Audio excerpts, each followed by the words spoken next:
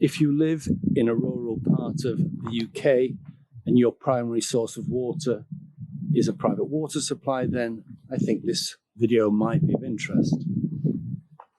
It's mid-September 2022. We're in the middle of a drought, and I'm here in West Yorkshire looking at a private water supply. This is interesting on my left here. His and hers outside privy. You don't see many of these around now. No flushing toilets. The waste just goes down the hill. The property is going to be developed over the coming months. The house on the right is going to be the main living area. Just stood on a nail there.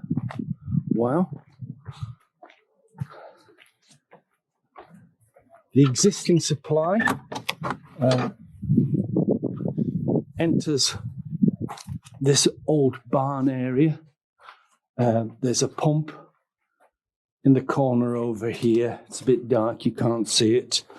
And the water is pumped up to the tank in this wonderful loft space. This whole barn will be developed, I'm sure. But initially, the water supply is going to be used just to feed the main house. So, just coming up the hill here, I know that the main source of water, the only source of water, is along this path here.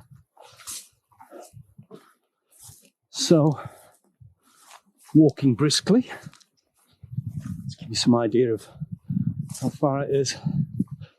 I'll explain how this type of supply works. People call them springs. In reality, they are surface-derived sources. The water probably never passes more than 1 or 2 meters below the surface.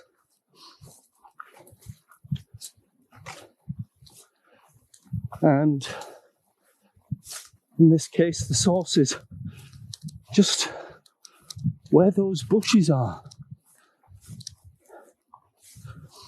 I don't know if you can gather from this video, but I'm not actually walking uphill. It's virtually flat, so it's quite precarious. Of course, the water's got to run downhill, so all credit to the designers of the system. There must have been a lot of trial and error. But I don't know what came first. Was it the water supply, or was it the house? Okay, we're nearly there. Even if it says spring on an ordnance survey map, that doesn't necessarily mean it's a spring. In my mind, a spring is an underground source of water where somehow the water comes to the surface, and that needs a certain kind of geology. Bit out of breath here. Not as fit as I used to be. But here we go. Now this is interesting because I'm now going downhill and the property is just behind me.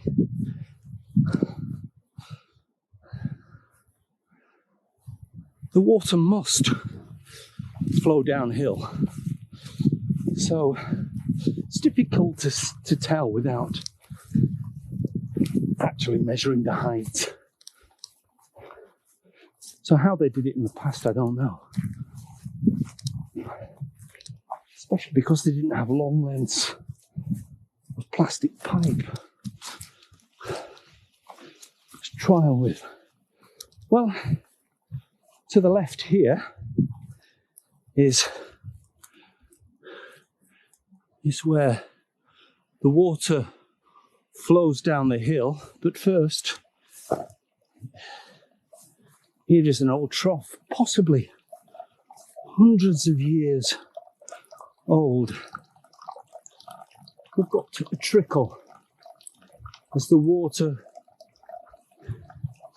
seeped out from the back wall there. It's a man-made structure. Hopefully the light will get this, but this is the source of water. And I'll try to get as far in as I can. There is a seepage again from the back wall. It's just overflowing this metal structure here. But the supply, to all intents and purposes, has dried up.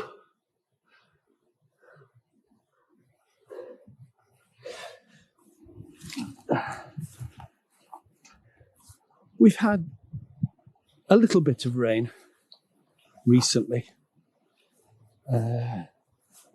Maybe an hour or two over the last 2 or 3 days, but it really hasn't made a great deal of difference to the main source there. So what do we do in this situation? Well, as you saw back at the main property, there's plenty of room for a tank. So as long as this source continues to run, then adding storage further down the hill there would be a good idea. And then you would use a pump. When this was originally designed hundreds of years ago, they won't have had pumps. So it had to run down by gravity in order to feed the property. So tanks are a definite option. And we'll look at that. The alternative is a borehole. But the access to this particular farm is precarious, to say the least, and there's lots of sharp bends. So I'm not sure whether or not a 6-wheel borehole drilling rig would get down the hill. But it's interesting. It's happening all over the country with the drought situation. Private water supplies that have run for hundreds of years are what we call stressed. Thank you for watching. I'll see you in the next video.